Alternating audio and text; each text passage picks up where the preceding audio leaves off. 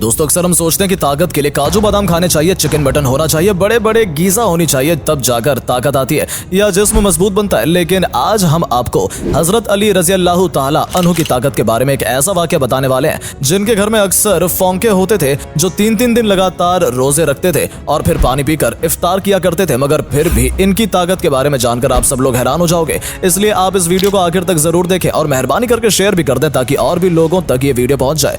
दोस्तों जंगे बदर और जंगे ओहद के बाद में अल्लाह के करम से मुसलमान बहुत मजबूत हो गए थे। वहीं पर जो दूसरी तरफ जो कुफ्फार के लोग थे, जो मुशरिक लोग थे, वो कमजोर होने लगे थे। इसलिए वो चाहते थे कि किसी भी तरह से मुसलमानों के वजूद को खत्म किया जाए। इसलिए अबू सुफियान और उस वक्त के अरब के बड़े बड़े बहादुर आपस में मिल गए। इनमें अरब का एक बहुत बड़ा पहलवान भी शामिल था जिसका नाम अम्र बिन मरहब था, जिसने सैकड़ों जंगें लड़ी थी। वो अपने एक हाथ में ऊंटनी के बच्चे को पकड़ता था और दूसरे हाथ से हजारों के लश्कर को काटता था। फिर जनवरी 627 ईस्वी में इन तमाम मुशरिकों ने मिलकर मदीने की तरफ बढ़ना शुरू कर दिया। इस बात का इल्म जब रसूलुल्लाह सल्लल्लाहु तआला अलैहि वसल्लम को हुआ तो आपने अपने तमाम असहाब को बुलाया और फरमाने लगे कि एक तरफ अरब के सारे मुशरिक और कुफ्फार हैं, वहीं पर दूसरी तरफ हम इतने से मुसलमान हैं। बस अब अल्लाह की तरफ से फैसला होगा कि हक और बातिल क्या है। सारे असहाब ये सोचते रहे कि इतनी बड़ी फौज को हम मुकाबला कैसे कर पाएंगे। इतने में सलमान फारसी रजी अल्लाह ताला अन्हु ने फरमाया, या रसूलल्लाह, हमारे मदीने को 3 तरफ से पहाड़ों से घेर रखा है और सिर्फ एक तरफ से आने जाने का रास्ता बना हुआ है।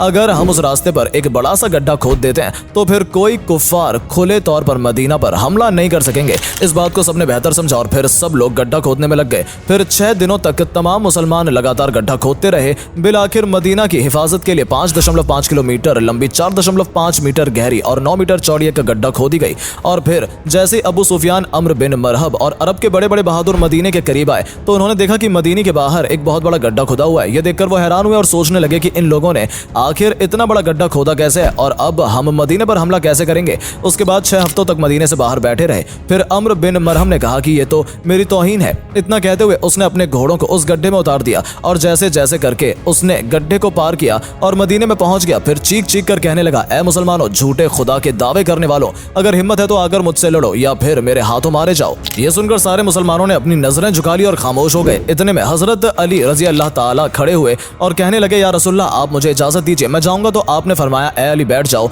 तुम्हें पता भी है सामने कौन है। सामने अम्र है, तुम इसे टक्कर नहीं दे सकोगे, तुम इसके टक्कर के नहीं हो, अभी तुम्हारी उम्र ही कम है। और उस वक्त हजरत अली रजी अल्लाह ताला की उम्र सिर्फ 23 साल की थी। फिर अम्र बिन मरहब चीख कर कहने लगा, ए मुसलमानों, किधर है तुम्हारी जन्नत जिसका तुम दावा करते हो? कहते हो कि शहीद होंगे तो जन्नत में जाएंगे। यहाँ पर कोई नहीं है जो तुम्हारी जन्नत का शौकीन हो। मुसलमानों में बड़े बड़े बहादुर और पहलवान भी बैठे हुए थे, जिनमें उम्र तलहा जैसे बहादुर भी थे, मगर सबके सब खामोश हो गए। इतने में हजरत अली फिर से उठे और कहने लगे, या रसूलल्लाह, आप मुझे इजाजत दीजिए, इस जालिम का मैं मुंह बंद करूंगा। तो आपने फिर कहा कि ए अली, बैठ जाओ, तुम्हें दिखता नहीं सामने अम्र है। फिर रसूल खुदा ने फरमाया, ये कौन है जो इस काफिर का मुंह बंद कराएगा? तो ये सुनकर सबने अपनी अपनी नजरें झुका ली और कहने लगे, या रसूलल्लाह, सामने अम्र बिन मरहब है जो एक हाथ में ऊंटनी के बच्चे को पकड़ता है और दूसरे हाथ से हजारों के लश्कर को काटता है। इस जालिम से कौन लड़ेगा? इतने में हजरत अली ने तीसरी मर्तबा अपना हाथ उठाया और कहने लगे, मेरे आका, मुझे आप इजाजत दें, मैं इसका फिर मुंह बंद करूंगा। तो तीसरी मर्तबा रसूल खुदा ने हजरत अली को जाने की इजाजत दे दी। इजाजत मिलते ही हजरत अली एक हाथ में ढाल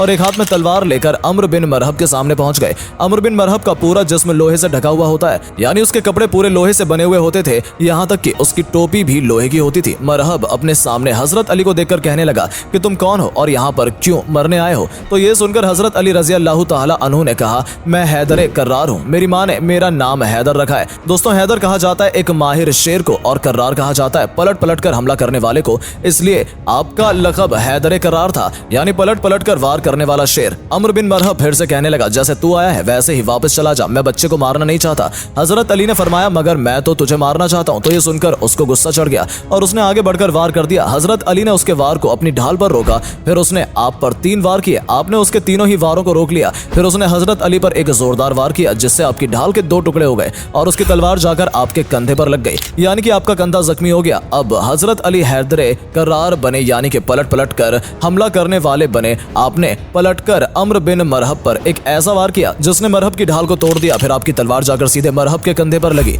मरहब के लोहे के कपड़ों को चीरते हुए आपकी तलवार ऊपर से नीचे गई, यानी कि आपकी तलवार ने जिस्म के 2 हिस्से कर दिए। उसकी लाश पर पांव रखा और कहने लगे, तुम मुझसे क्या मुकाबला करोगे? पत्थर का पुजारी और मैं हूँ रब ए मोहम्मद का गुलाम। दोस्तों उसके बाद रसूल खुदा अपने कुछ सहाबे इकराम के साथ यहूदियों के बड़े किले पर पहुंचे। यहूदी उस किले में रहकर मुसलमानों के खिलाफ साजिश रचा करते थे। आपका काफिला यहूदियों के किले के पास 7 दिनों तक रुका और सुबह लड़ाई होती और शाम को खत्म हो जाती, लेकिन कोई नतीजा नहीं निकल रहा था। यह देखकर अल्लाह के रसूल ने अगले दिन अपने सारे असहाब को जमा किया और इरशाद फरमाया कि कल की सुबह मैं ये इस्लामी परचम उसके हाथ में दूंगा जिसे अल्लाह और अल्लाह के रसूल खूब मोहब्बत करते हैं और वो भी अल्लाह और उसके रसूल से मोहब्बत करता है। यह सुनकर सारे सहाबाए इकराम रात भर सो न सके। वो इसी सोच में थे कि सुबह ये इस्लामी परचम किसके हाथों में होगा। उसके बाद सुबह हुई, सबके सब जमा हुए। रसूल खुदा ने मजमे पर एक नजर डाली, आपको उसमें हजरत अली नजर नहीं आए। तो ये देखकर आपने पूछा कि अली कहाँ है। उनमें से किसी ने कहा, या रसूलल्लाह, अली की आंखों में जलन हो रही है, वो बीमार हैं। यह सुनकर रसूल खुदा ने फरमाया कि अली को बुलाओ। फिर हजरत अली उसी हालत में रसूल खुदा के पास आए।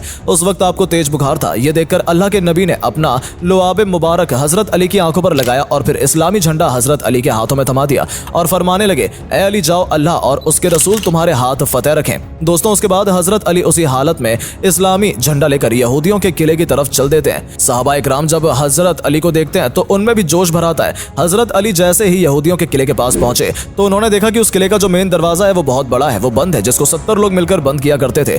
हजरत अली रजी अल्लाह ताला अन्हु के फिर एक हाथ से तलवार चलाना शुरू कर दिया और एक हाथ से उस दरवाजे को हिलाया और उखाड़ दिया और सहाबाए इकराम से कहने लगे कि आप सब किले के अंदर दाखिल हो जाओ। फिर हजरत अली एक हाथ से उस वक्त तक दरवाजे को उठाए रखा जब तक कि तकरीबन 600 सहाबाए इकराम किले के अंदर दाखिल नहीं हुए। फिर जब सारे सहाबाए इकराम किले के अंदर दाखिल हो गए तो फिर हजरत अली ने उस दरवाजे को इतनी जोर से दूर फेंका कि कई गज दूर जाकर गिरा। तो दोस्तों, जिसकी ताकत 70 लोगों के बराबर थी वो हजरत मौला अली रजी अल्लाह ताला अन्हु थे। इसलिए तो हम अपने मुसलमान भाइयों बहनों को ये सिखाते हैं कि कभी कोई वजन चीज ना उठे तो या अली कहकर उठा लिया करो, क्योंकि या अली कहने से बाजू में तुम्हारे दम होगा मगर कुव्वते हैदरी तुम पर आ जाएगी। दोस्तों, उम्मीद है आपको आज का ये वाकया बहुत पसंद आया होगा।